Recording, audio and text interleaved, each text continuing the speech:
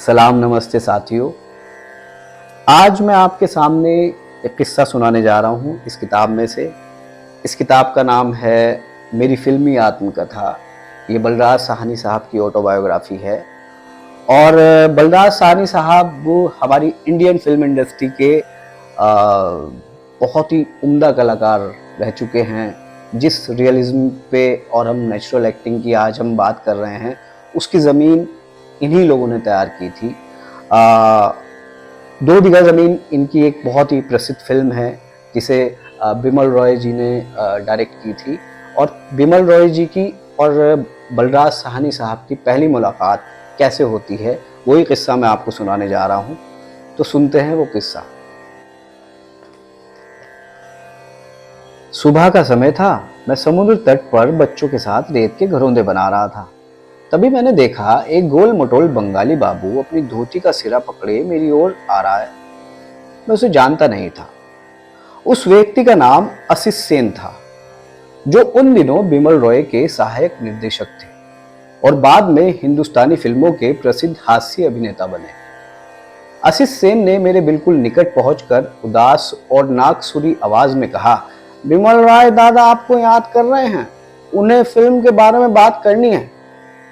बिमल रॉय मुझे याद कर रहे हैं, और वो भी फिल्म के बारे में बात करने के लिए? मैं विश्वास न कर सका। हाँ, एक बार वो हम लोग के सेट पर आए थे जबकि श्यामा के साथ मेरा लव सीन चल रहा था। हम लोग के सेट पर आए थे, श्यामा के साथ मेरा लव सीन चल रहा था। उस दृश्य में श्यामा बिना किसी शर्म संकोच के मुझ पर झुकी जा रही थी और मैं कांट की तरह अकड़ा हुआ था। मेरे उस घटिया अभिनय को देखने के बाद बिमल रॉय जैसे निर्देशक मुझे कभी अपनी फिल्म में लेना चाहेंगे? यह अनहोनी सी बात थी।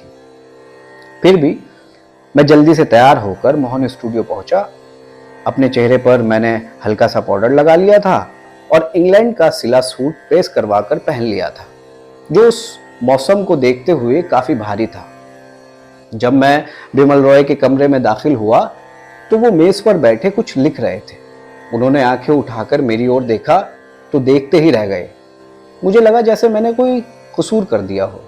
कुछ देर के बाद उन्होंने मुड़कर अपने पीछे कुर्सियों पर बैठे कुछ लोगों से बंगला में कहा, ऐजे की चमत्कार मानुष, आभार शोगे ठाटा को छी की।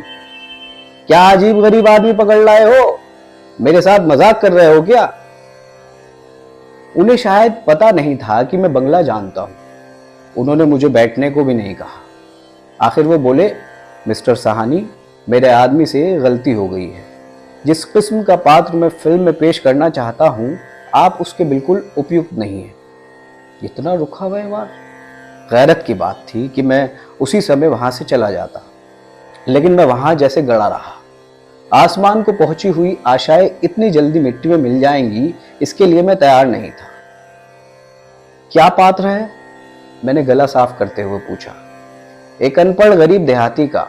बिमल रॉय के लहजे में व्यंग था।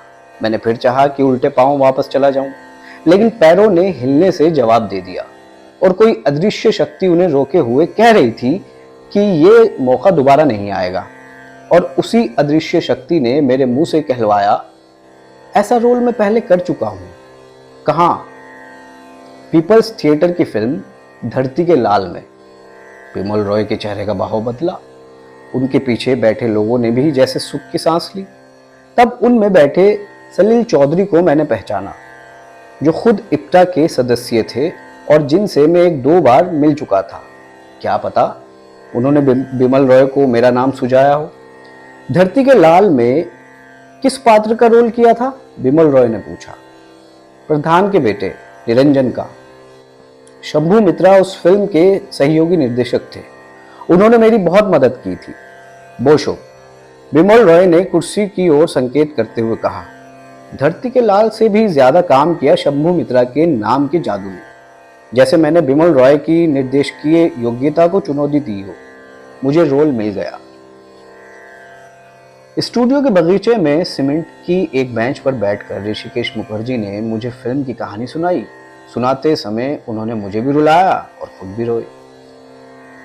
बंबई शहर से बाहर जोगेश्वरी के इलाके में उत्तर प्रदेश और बिहार के भैंसे पालने वाले भैया लोगों की बहुत बड़ी बस्ती है। मैं अगले दिन से वहां के चक्कर लगाने लगा। मैं भैया लोगों के साथ बैठता, उनकी बातें सुनता, उन्हें काम करते हुए देखता, वो कैसे चलते हैं, क्या पहनते हैं, क्या खाते हैं, कैसे उठते बैठते हैं, ये सब मैं बड़े गौर से देखता और अपने मन में बैठाता। भैया लोगों को सिर पर गमछा लपेटने का बहुत शौक होता है और हर कोई उसे अपने ही ढंग से लपेटता है। मैंने भी एक गमछा खरीद लिया और घर में उसे सिर पर लपेटने का अभ्यास करने लगा, लेकिन वो खूबसूरती पैदा ना होती। मेरे सामने एक बहुत बड़ी समस्या थी जिसे हल करने की मैंने पूरी कोशिश की। 2 बीघा जमीन में मेरी सफलता ज्यादातर इसी अध्ययन का नतीजा है। शूटिंग का दिन आ पहुंचा। इस बार मैं मन में डर लेकर नहीं बल्कि उमंग से स्टूडियो जा रहा था। मुझे अपनी पसंद के मुताबिक काम मिल रहा था। मैंने बिमल दा से प्रार्थना की कि मुझे खुद अपना मेकअप करने और कपड़े पहनने की इजाज़त दी जाए। वो मान गए। आखिर में शंभू महतो बनकर किसानों के से अंदाज में चलता हुआ उनके सामने गया। आखिर में शंभू महतो बनकर किसानों के से अंदाज में चलता हुआ उनके सामने गया तो मुझ में पहले दिन वाले सूटेड बूटेड आदमी की कोई बात बाकी नहीं थी। देखकर बिमल दा बहुत खुश हुए। वो अपनी खुशी कभी शब्दों द्वारा प्रकट नहीं करते थे। ऐसे मौकों पर उनका गोल सा चेहरा जरा सा सुर्ख हो उठता था। बिमल रॉय का निर्देशन बड़ा ही सूक्ष्म और कलात्मक था, यद्यपि उसमें बरुआ वाली शिद्दत नहीं थी। पहला शॉट था जिसमें मैं जमींदार के दीवान खाने में दाखिल होता हूँ। रिहर्सल के समय बिमल रॉय ने मुझे हिदायत दी कि मैं पायदान पर पांव पोंछकर अंदर जाऊं। इस यथार्थवादी स्पर्श ने मेरी कल्पना में पता नहीं और कितनी बातें जागृत कर दी। मैंने सिर्फ पांव ही नहीं पोंछे, उस हरकत द्वारा यह भी दिखाया जैसे किसान डर के मारे जमींदार के सामने पेश होने के मौके को टाल रहा हो। और मैंने देखा कि बिमल रॉय ने इस बात को भांप लिया था। हमारे बीच एक नई पहचान का रिश्ता पैदा होने लगा।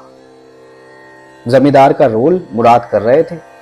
उस दृश्य में कई शॉट्स के दौरान मुझे फिर अपनी खामियों का एहसास हुआ, खासकर जब कैमरा मेरे बिल्कुल नजदीक ना जाता था। मैं अपना चेहरा जकड़ा हुआ महसूस करता। मैं वो चीज अभिव्यक्त न कर पाता जो मैं अपने दिल में महसूस करता था। लेकिन स्टूडियो का वातावरण शांत और सुखद था, जो मुझे सहलाता हुआ प्रतीत होता था।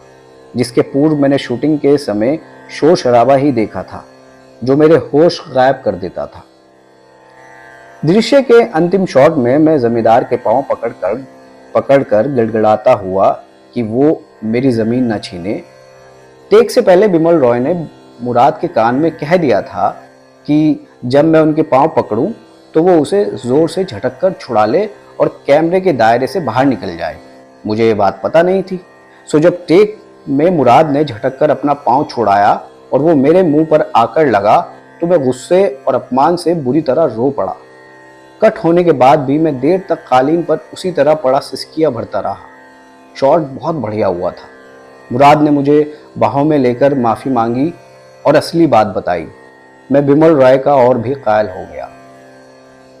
उसी दिन मेकअप मैन जगत बाबू से पता चला कि मेरे रोल के लिए अशोक कुमार, जयराज, भारत भूषण और अन्य कई प्रसिद्ध अभिनेताओं ने काफी कोशिश की थी। ये भी पता चला कि अनुबंध होने के बाद भी मुझे हटाया जा सकता है। उस दिन की शूटिंग एक तरह से मेरी परीक्षा थी। मुझे लगा कि मैं पास हो गया था। अगर आप चाहते हैं इस किस्से को आगे सुनना तो प्लीज़ आप मुझे बताइए, तो मैं आगे किस्सा सुनाऊंगा। तब तक के लिए आपका धन्यवाद, शुक्रिया।